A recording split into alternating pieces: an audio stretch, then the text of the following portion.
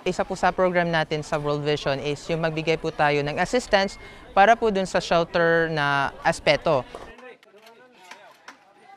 Part po ng programa po natin is ini-invite po natin lahat ng komunidad, may they be beneficiary natin or non-beneficiary, mababae, malalaki, matanda po or mga disabled na mga tao para naman maibigay natin sa kanila yung mga dapat nilang malaman at matutunan sa aspeto po ng pag-construct po.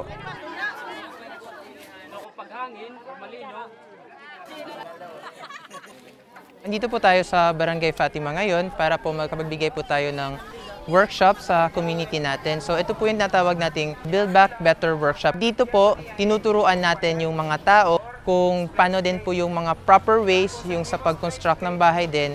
Saka paano po nila to mas magagamit pa nila in the near future po para sa pag-build na mas maayos pa at mas matibay pang bahay. At ito po ay magamit sana nila sa pag-construct ng bahay after natin ibigay yung mga materyales sa kanila. Para at least pag may pumasok pong ibang kalamidad, at least alam na po nila kung ano po yung pwede nilang gawin at paano po sila magiging prepared po para dun sa padating po ng mga calamity. Ganito pag-atop, may na po kami i-provide yapon po yung mga handouts.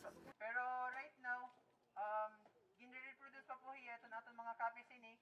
So mabalik po kami para po ihatag po ni Hayo sa ibibilin po ni naman ng barangay official. Ngan amo po ito magdi